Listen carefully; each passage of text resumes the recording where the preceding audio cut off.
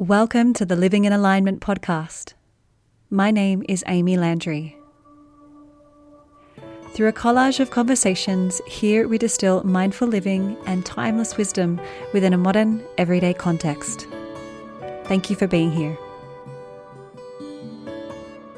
Lucy Roberts is a mama, yoga teacher, life coach, and eternal student with a dedicated yoga and meditation practice of more than 20 years.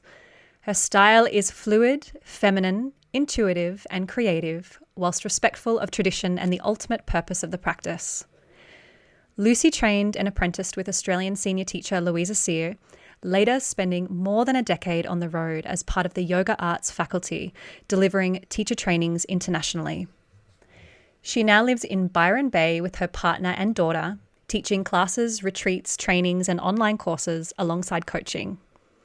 Informed by the devotional arts and attitudes of Bhakti Yoga, the non-dual teachings of Advaita and Self Inquiry, and the beautiful Buddhist teachings of radical compassion, Lucy's work is an invitation into greater awareness and a loving curiosity of body, mind, and heart. So welcome, Lucy. So good to have you.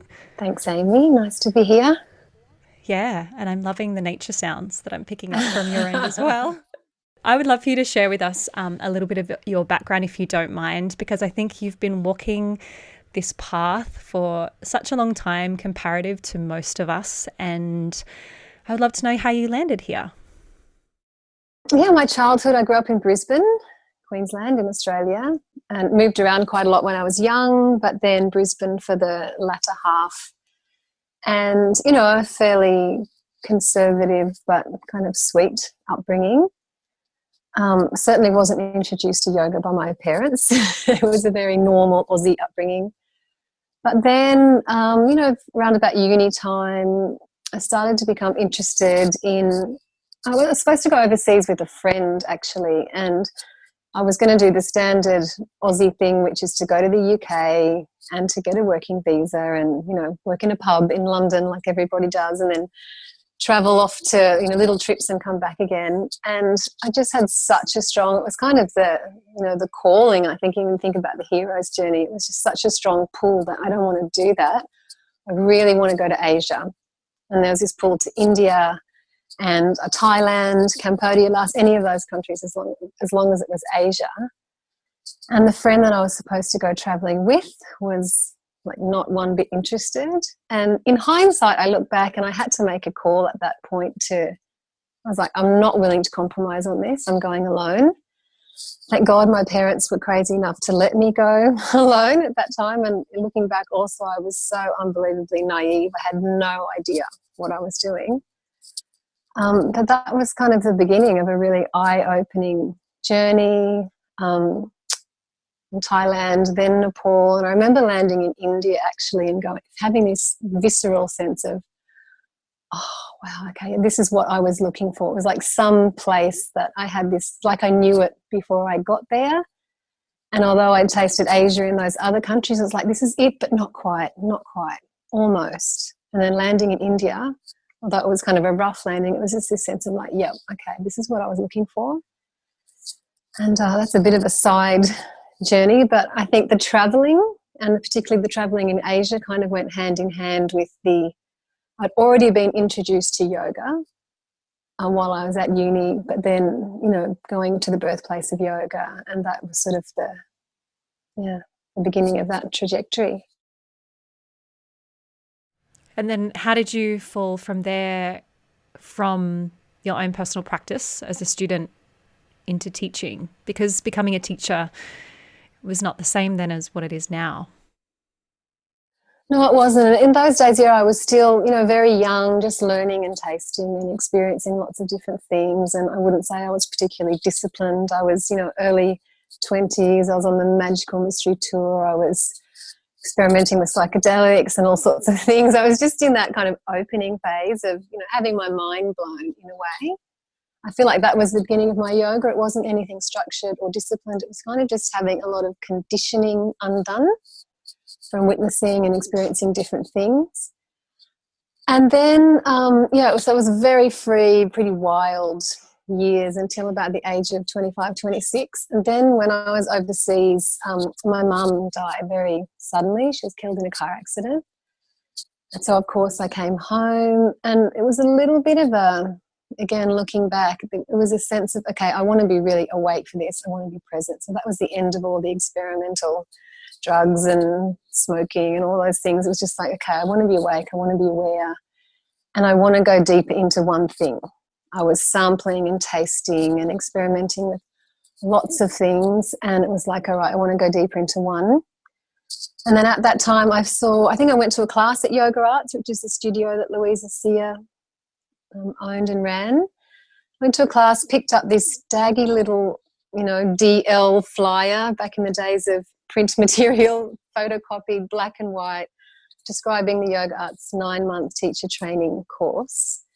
And as soon as I picked it up, I knew I was going to do that course. When you have that, I love that. There's only a few times in my life where things have been so clear.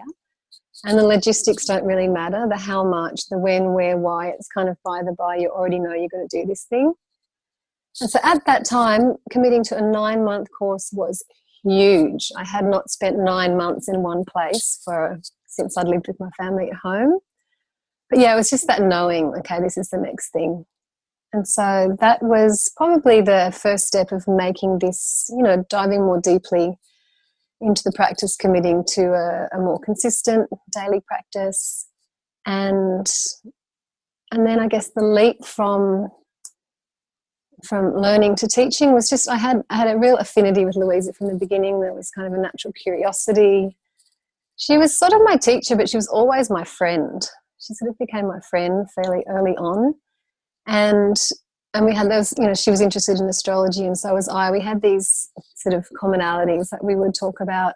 And then she invited me before the course was over to take a couple of slots in the Yoga Arts schedule. The worst slots, always when you start teaching, you get the 4:15 in the afternoon slot that nobody comes to, but you take whatever you can. And so, yeah, there was no plan for me. It just unfolded. It happened to me, actually. Those early years were very much, they happened to me. I didn't make anything happen. I had no goals whatsoever. It just rolled on out, And it's certainly the terrain of becoming a teacher is significantly different now. And I really admire this seemingly beautiful path that you've been on, particularly with the great blessing of being on the Yoga Arts faculty. And for those listening, I did my level 2 training with Yoga Arts a number of years ago. Can't even remember what year that was, but and it was so rich because I find a lot of trainings are not quite got that depth like the Yoga Arts trainings. And you've obviously essentially apprenticed with Louisa, but then also been blessed to, I guess, work and live and breathe next to Rose Bowden and many wonderful teachers. Could you speak to maybe how that's shaped you personally, not just professionally, but on a personal level? For sure. And I also think, again, in hindsight, I think I've only realised recently how fortunate I am to have that very informal kind of apprenticeship. In many ways, it appears like a formal apprenticeship with Louisa because we spent so much time together for such a long time. But it was never, a formal arrangement that we discussed or went into. It just happened, and I just was privileged to spend all that time with her and to eat with her and to talk with her as a friend, but also to learn from her, not by what she said, but just watching how she is in the world, how she was with me as an employer, how she was when it came to paying people or not paying people, and she never not paid people, by the way. Let me make that very clear. Just learning from a person's integrity, not just what they're saying. And that's the true test, of a teacher or a human being. It's kind of easy to get up on and sprout all sorts of wisdom and texts and quotes, but it's a whole other thing to live it. And so I do feel, so fortunate to have learnt to live it alongside Louisa and also Rose. Clive Sheridan also, Clive and Miranda I met much more and I did meet Clive, more as friends initially. I think, I met Clive on a dance floor, I think, dancing our butts off together, and then got to see Clive in his position as teacher, and how powerful he is when he sits to share. But it was such a, I look back, it's so much grace, so much grace that, again, I couldn't have. I remember a few people asking me, maybe students on teacher training, saying, so how did you become an international yoga teacher? And I'm then thinking, what? I don't know how I became an international yoga teacher. Is there such a thing? Because I never had the aspiration to be. I loved traveling and I loved yoga, and I had hoped that the two could combine and that yoga might be something that I could do to continue traveling. But I don't even think the whole term international yoga teacher even had really existed. And then it became such a thing to be and to become. But none of the true international travelling teachers that I got had the good fortune to learn beside ever tried to be that either. It just simply is what unfolded. And so, I look back with such gratitude for, the first decade or more, because there was never any aspiring to be or do anything. It literally just kind of rolled out. That's the grace. I wasn't trying or striving or planning anything. I'm actually envious of those years in my own life, actually. It's like, wow, that all just happens so easily. I think this current decade is much more challenging. Yeah. Certainly, and it's a huge blessing to be able to sit with, as you said, sit with someone like Louisa, but also to be in the very literal presence of Rose and Clive, because I just see these teachers and they're very humble, they're not splashing themselves online, and their knowledge is so vast and rich through direct experience, over the years. And I would presume that almost everybody listening perhaps has no idea maybe who these people are, and yet, and that's a real reflection of how yoga is, perceived and experienced in the world today, which in some ways is kind of sad. And where I guess there's a real difference in understanding based on that example that you gave of that question that was proposed to you about becoming an international yoga teacher, but a confusion as to what it even means to be a senior yoga teacher as well, what that is based upon, and how that's a very common term to sort of be thrown around these days at the moment. So your story and your path makes me think of how, I think those of us born in either the 70s to the maybe mid 80s remember what it's like to have dial-up telephones and how cool it was to transition to a touch phone and then a phone that didn't have a cord. And, times have changed so drastically, but we are blessed to kind of have a bit of perception as to what life may have been like before. And I feel like I can liken that a little bit to yoga. Might seem like a silly analogy. No, I remember when Yoga Alliance started, and Louisa's always been really great at getting, she's quite a visionary, Louisa, and she's a rebel. She does things her own way. She totally goes from her gut. She doesn't care what anyone else is doing. She gets an intuition and she follows through. She's got awesome follow through as well.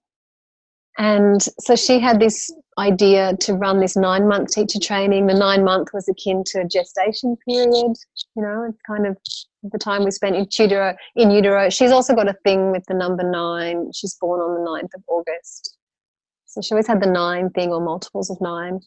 Started that course, and she didn't need anyone's permission or approval also. She's a rebel in that way. She doesn't need certification. She gives it to herself. And then she registered it with Yoga Alliance, I think, and also as a VTAB accredited course, which was how would we describe that to those who don't know what that means? Government approved. Yeah, it's akin to a TAFE course or a tertiary education course, not a university course, but what are they called in between? Like a diploma? Like a diploma, exactly. So it was recognised by government, and as such you could get Austudy and people could get kind of student support to study. Yeah, so she was sort of at the beginning of people getting Yoga Alliance accreditation. And then in order to do that, you need to go online and plug in all of the hours that you've taught or studied and what you've done. But it's like Louisa didn't have Yoga Alliance accreditation. She didn't have any accreditation. Rose has no certificate. She has no level 1 or level 2. She's got nothing. She has the word of her guru. She has her own gut. She has the years that she spent, hundreds and hundreds and hundreds and hundreds of hours in Vipassana meditation, the grace of the people she met on her path. Clive Sheridan has no certification, so it's like, yeah, that was, I think I was there for the beginning of that change when all these things, a Yoga Alliance 200 hour meant something, whereas before that 200 hours was absolutely nothing. What are you talking about 200 hours? And it's interesting because it can be a bit seen as a very bittersweet thing. I appreciate the value in almost regulating things because of the, I know it's cliche to say, but the explosion of of the yoga community and so forth. But yeah, then it's also, in some respects, a little bit disrespectful to the path and to the practice in a way, to kind of box it into, putting these sort of limits and framework on it, when that can be a very different experience depending on who you're sitting with, who you're at the feet of. Yeah. I would love to know, though, is there a book that you can reflect upon, at any point along this journey that really put you or catapulted you deeper into this trajectory, something that stands out in your mind? Oh, that's a tough question, because I'm one of those people that forgets every movie they've ever watched and every book they've ever read. When you ask me that question, I can never think of one. Not necessarily yoga related. I can't actually pick a book, in that I feel like I've had so many chapters within the journey, and there's probably a book that goes with each of those little mini chapters that was quite different from perhaps the book that I was reading before. I'm always being drawn in different directions that are all have the same kind of commonality and thread. They're all about awareness, consciousness, healing, growth,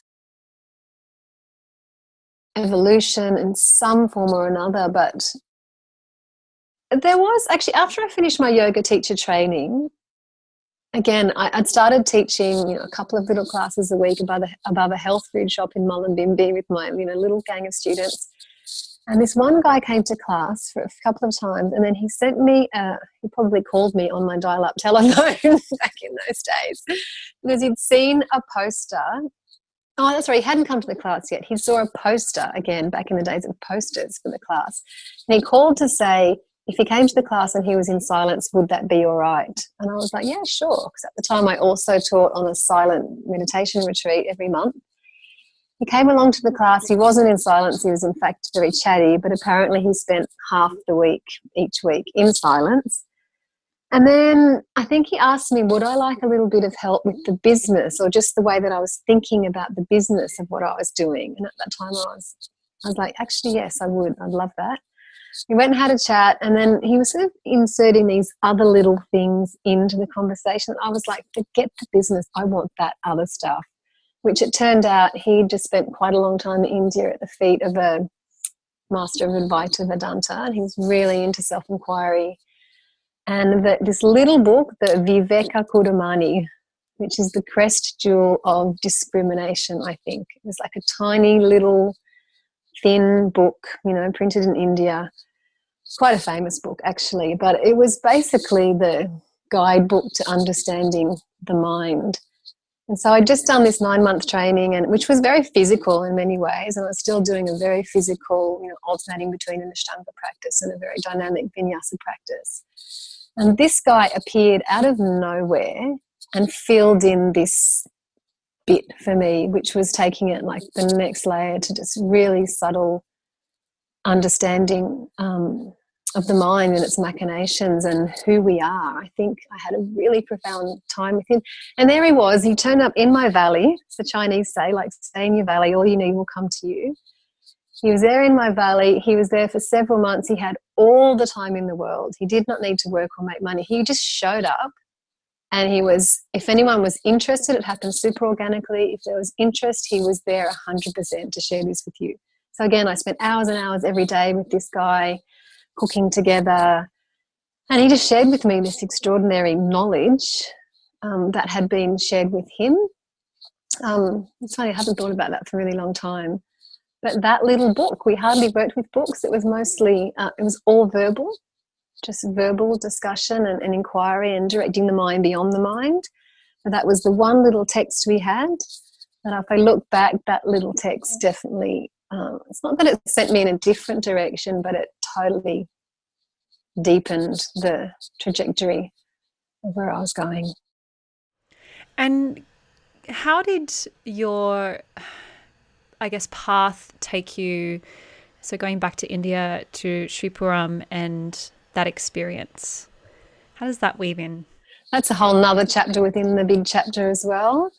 So that was after a long time of working with Louisa and travelling, and we would do our teacher training each year in Goa in India.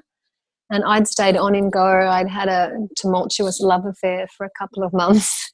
And then that love affair had taken, I'd met up with that same guy in Japan and somewhere else. And it was a really hard year, actually, a very kind of crazy year. And at the end of that year, we decided to split, and I'd come back to Goa to run another teacher training, but this time Ido and Joe, who are Bhakti Yoga practitioners and a couple who sang kirtan together. Joe had come and done a teacher training with us halfway through earlier that year in Bali. And then Louisa had invited them as a couple to come and lead kind of a Bhakti Yoga section of that current Goa training.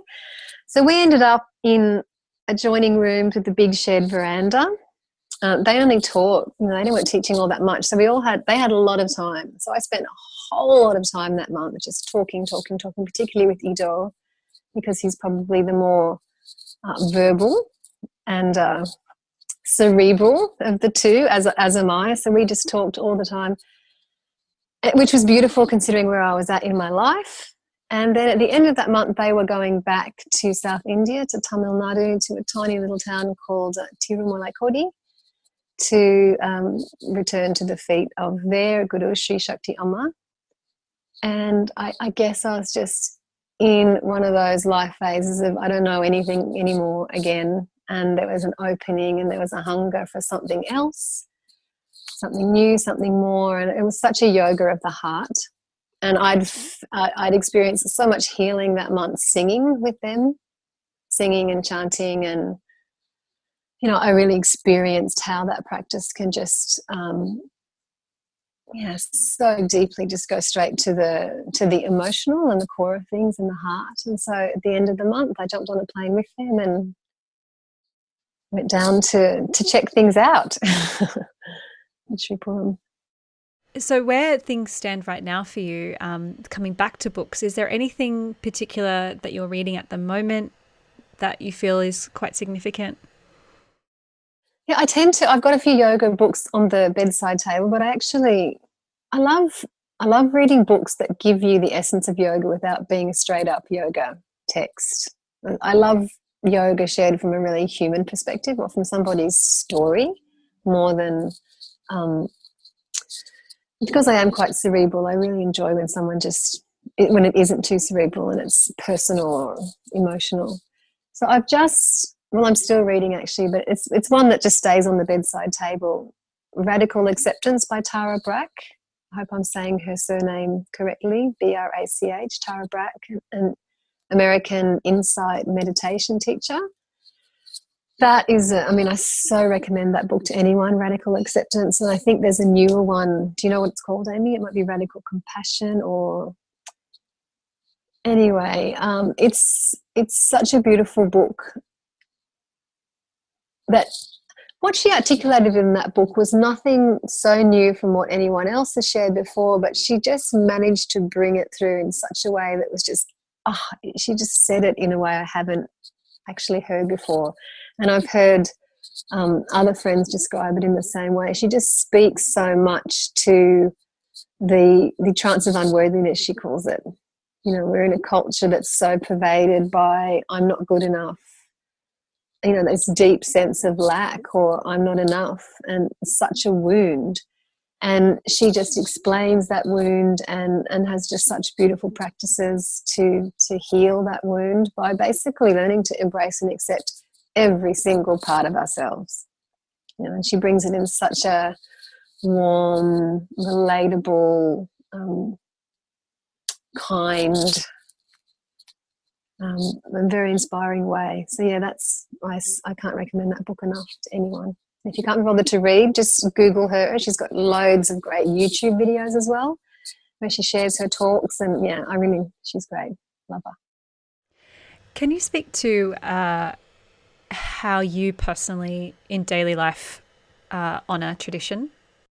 So I have to say, since becoming a mother almost 4 years ago, everything changed. And for about a year, if not more, probably more, closer to 2, I feel like everything fell apart in so many ways. Like any possibility to continue with the same kind of consistency, it just wasn't possible. Looking back, I feel like that first year there was probably a lot of anxiety that I didn't even realise at the time I had, and I just didn't know how mothers actually manage to do anything else other than look after their child, and I missed that terribly. So when all that started to come back in again, it was such a relief and so sweet to be able to actually practice more consistently again. But it's really still fluid. It's fluid. I feel like for me as a parent, things need to be spacious, not rigid. Otherwise, you just end up feeling guilty and like you're falling short all the time, which doesn't really serve anyone. Just enough structure that you get your needs met, but not so much that there's rigidity or guilt or trippiness. It just doesn't really work. Tradition. It's a tradition for me.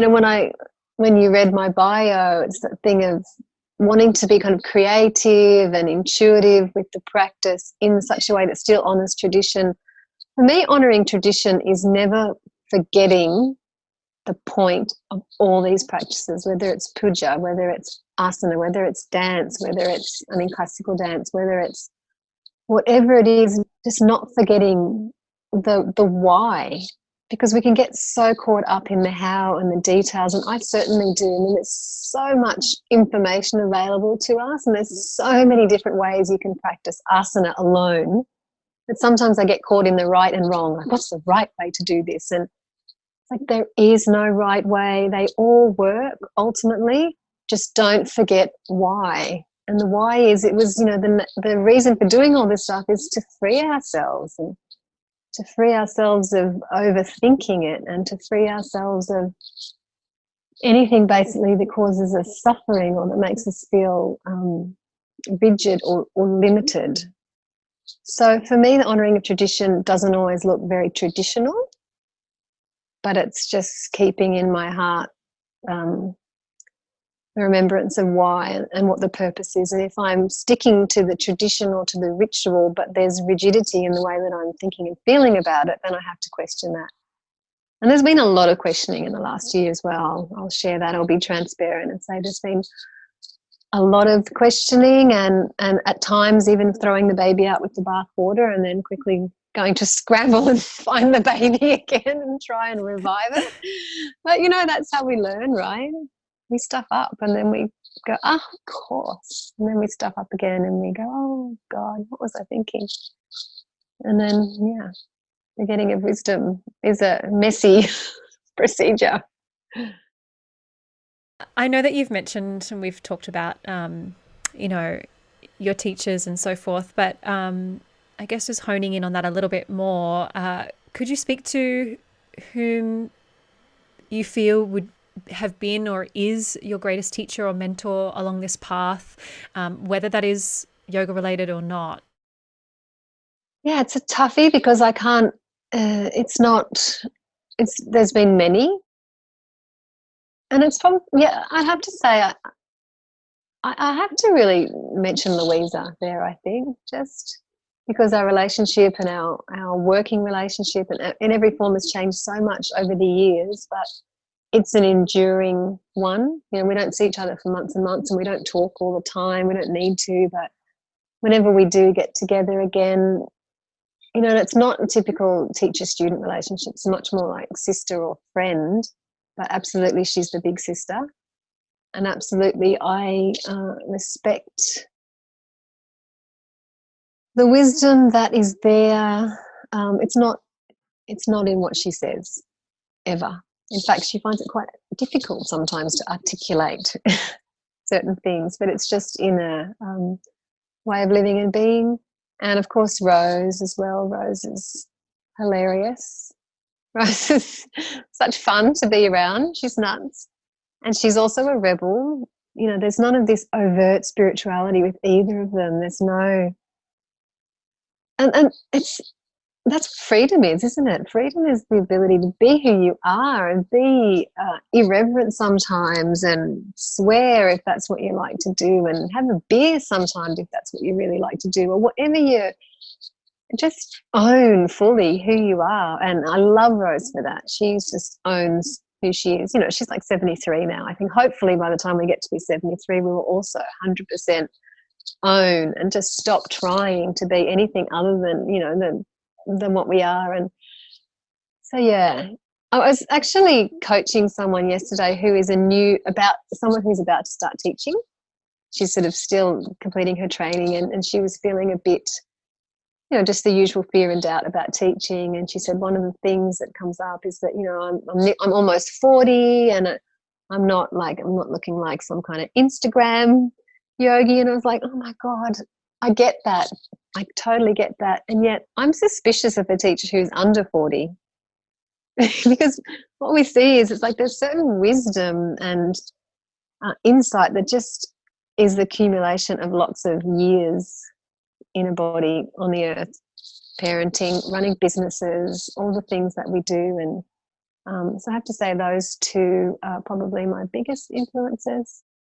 You know, age and time can be on our side, I guess, the more that we live, and life in general, because if we look at yoga as not just, you know, a movement-based practice, and we look at it as a way of life, then that wisdom comes with time and living life. And I look at someone like Rose, and she's just someone who, she's like this wise woman, yet full of joy and so much richness. And then Louisa just appears to be someone who's so full of heart and yet humility. And yeah, it's interesting because a lot of students of yoga and those seeking out the path of teaching very rarely get to witness teachers, you know, such as they are, in all their grace and wisdom and depth. You know, it's quite rare and pretty treasured. I think you'd probably agree. Yeah, and yet at the same time, there's so many fantastic teachers in the world, and we probably have more access to them than we ever had. And if we can't be with them in person, we can be with them.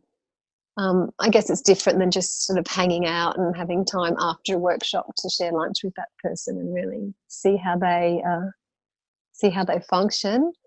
But you know, I think probably there's so much access to so many awesome teachers and awesome knowledge in some ways than there ever was, so much so it can be even quite overwhelming. But yeah. What does a life living in alignment look and feel like to you? I think it's it's absolutely an open-ended sentence, in that it's like the analogy of balance. I used to think that one day I'm going to be balanced. That's when I was doing my training. One day I'm going to be balanced. And then I observed my foot in a standing balance one day, you know, standing on one foot, and that foot was sort of jiggling and responding. You know, the toes are wriggling, and you go too much one way and the toes grip and bring you back the other way. And it was this beautiful analogy of balance as a dynamic state of response. It's a constant moment-to-moment adaptation to change. And so living in alignment for me is being responsive and able to change as things change, as seasons change, as relationships change, as my needs as a woman change, as my family changes, as everything changes. Are probably the biggest. In order to live in alignment for me, I need to have solitude and space as much as possible, and that's a rare treat since becoming a mother, I'm sure you'll understand. But the only way I can sustain any kind of alignment is if I have time to check in with myself, see what's what. I don't know whether or not you would remember this, and I wouldn't expect you to, but when I was on the level 2 training with you and Louisa and Rose, I had a couple of really significant pivotal experiences, and both of which you are connected to. We have some kind of karma, I think. But we were doing 5 rhythms, and I just had this, it's a long story, won't need to go into it, but this, I guess, very emotionally charged meltdown, some deeply unresolved stuff. Again, long story, but and then I remember as well, I had a lot of lumbar pain, and you made me just stop my practice entirely, put me into a supportive back bend to really open up that thoracic region. And I started crying, and you came over me in Shavasana. And anyway, so these couple of things happened. And then as well on that training was when, through our conversation in processing what had come up for me, you introduced me to the work of Kalina Shakti, who's now one of my teachers through ODC dance, and for which I have you to thank, because I literally had never known about ODC, let alone her work. And that certainly pivoted my path in a major way. So I share all of this because, to give some context around, I would love to know how you have now moved probably very naturally into coaching, because through those experiences, I can see that as a natural unfolding and unraveling of your path. Coaching's a new thing. I absolutely hate the word. If you can come up with a better term, I'm really struggling to find a term that feels right, that it isn't confusing. You know, coaching, at least it's fairly straightforward what happens. I did a training with Martha Beck, who's a completely crazy, eccentric but fascinating woman, with her team. And I think it wasn't last year, but the year before. And part of the certification process with that training is doing 75 hours practice. So I'm actually I'm still learning. Let me backtrack a little bit. I did the coach training at a time when I had like 5 minutes there a week, it feels like, in hindsight, still full-time mothering. Started to practice and then kind of stopped. I can't really even remember why. Oh, that's right. It kind of started to move into the tools, started to move more into just the stuff that I deliver on retreats and on some of my online courses, but I wasn't really doing so much one-to-one stuff. And I'm just picking it up again as a one-to-one thing. And I have to say, I feel like the biggest beginner again. I love it to pieces, and it's incredibly hard. So it's really nice to hear what you're saying, because I'm in that place now with coaching.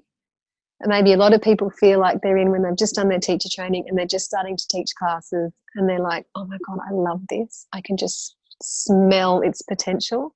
But oh my God, it's so hard. And I'm a bit crap. And I'm still trying to work out how to do it. That's how I feel at the moment with one-to-one coaching.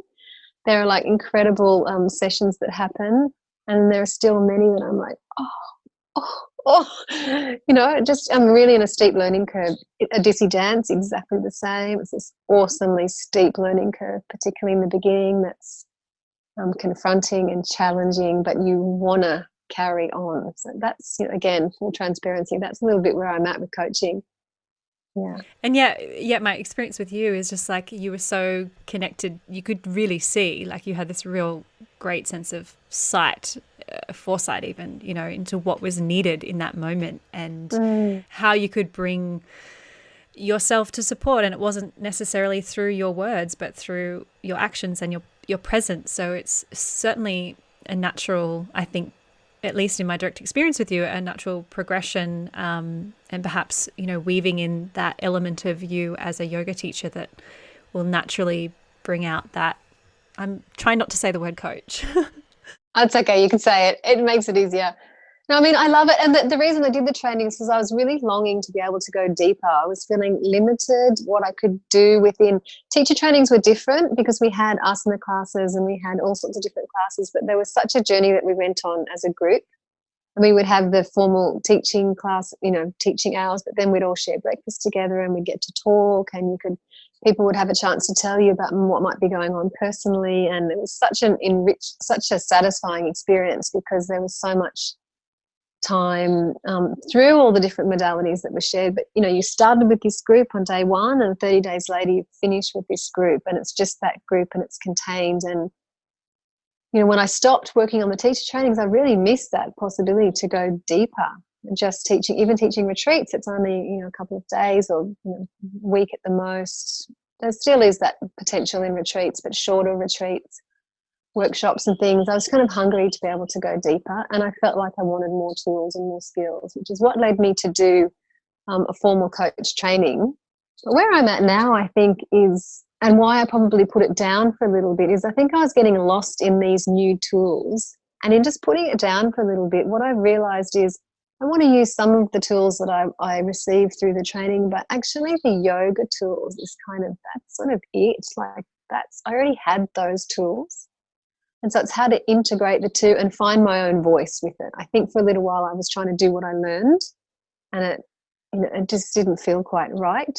And so I put it down for a little bit, as you often do with those things, and then you pick it up and it's like, okay, how can I make this mine? How can I use my own language? How can I integrate the tools that I actually use on a daily basis to navigate my own mind and body and heart and life, and how to share those? Because that's what, I think when you're authentic with what you're doing, it's powerful. And when you're trying to rattle off what someone said to you or what sounded good or something that you read, it kind of falls short, right?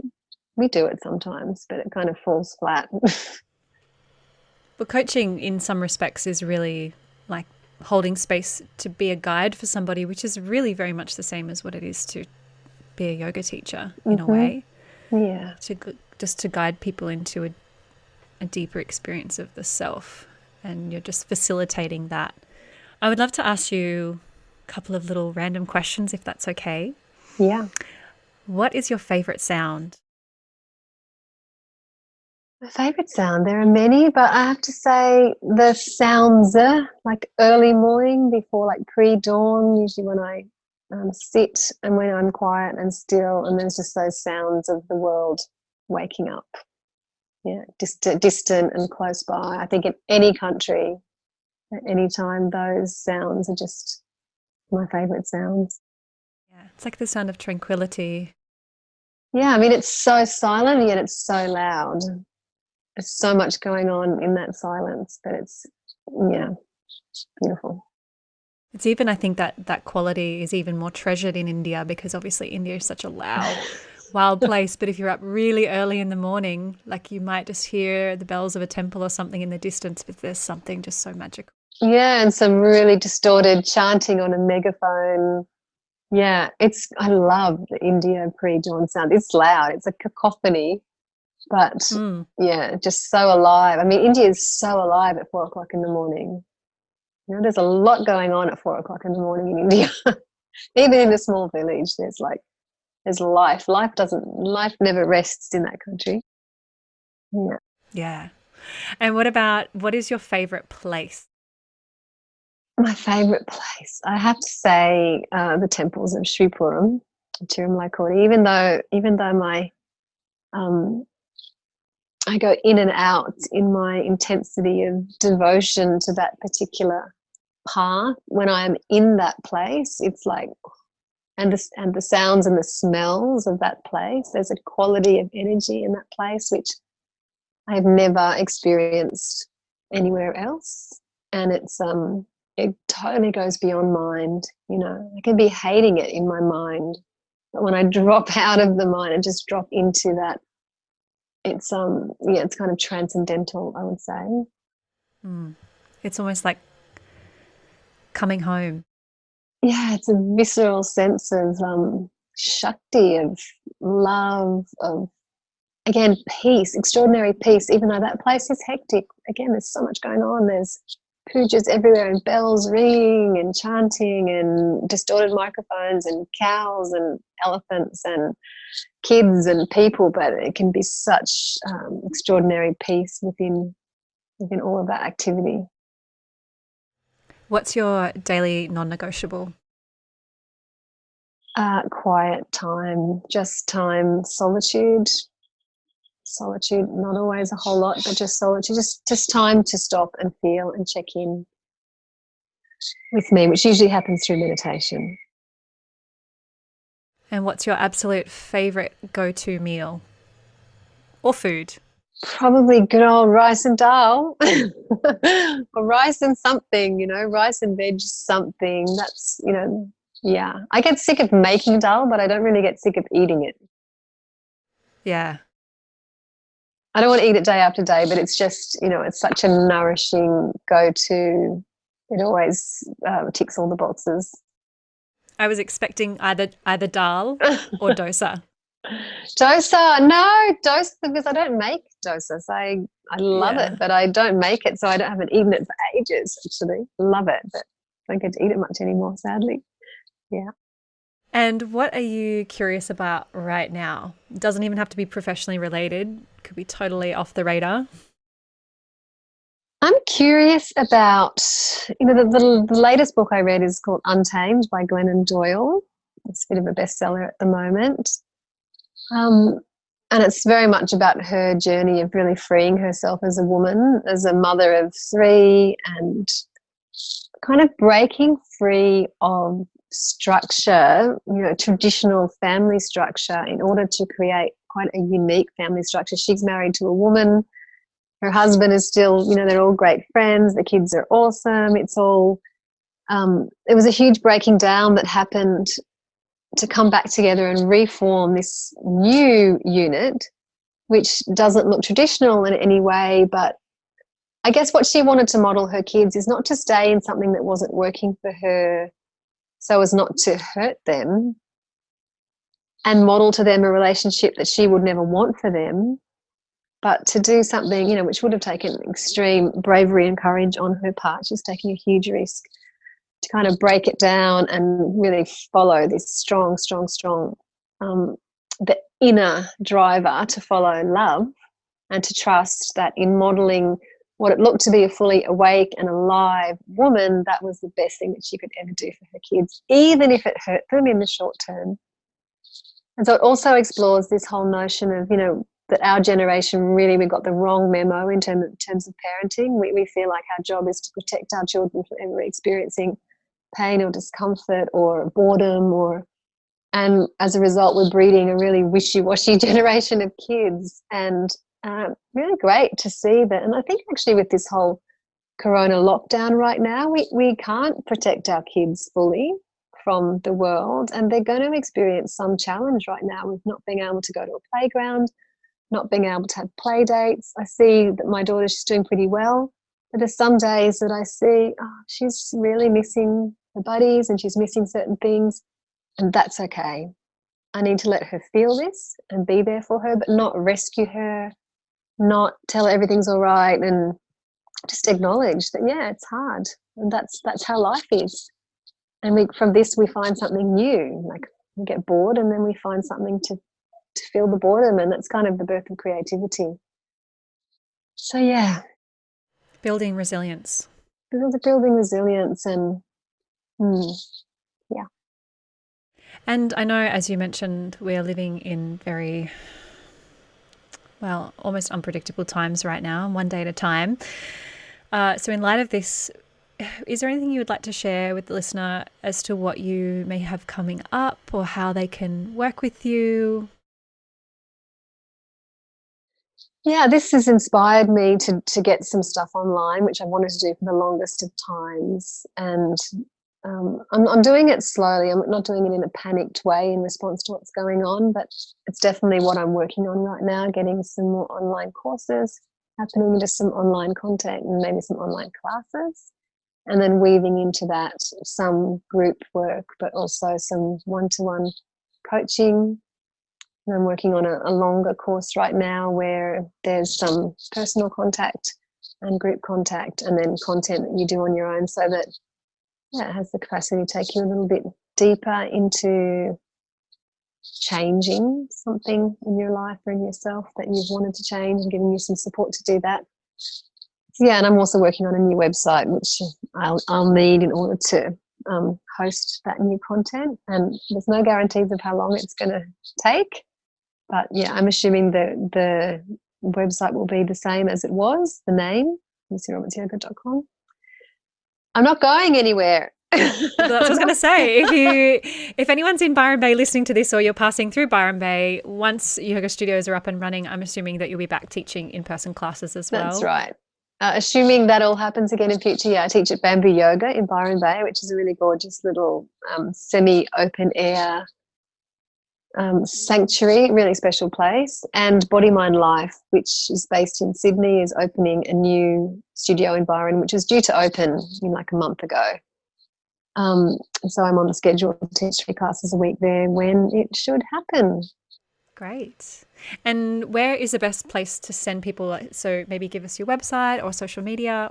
Website is lucyrobertsyoga.com. My Instagram is the same. Instagram is probably where I'm posting most frequently, and it's again Lucy Roberts Yoga. Facebook page, Lucy Roberts Yoga. Just Google Lucy Roberts Yoga and something should show up. Perfect. Well, thank you so much. It's been such a great pleasure to have you and to see you and chat with you after so long. So long, been so nice. Thanks, Amy. If this episode was of value to you and your life, please subscribe. And if you can think of someone who would benefit from this dialogue, please do them a favour and send it their way. If you feel called, hop on over to iTunes and leave a 5-star review. This is the best way to get these conversations into the ears and hearts of our wider community, to those who need it most. You can find me at amyelandry.com or over on Instagram at amyelandry. May we all move a little closer to a life living in alignment.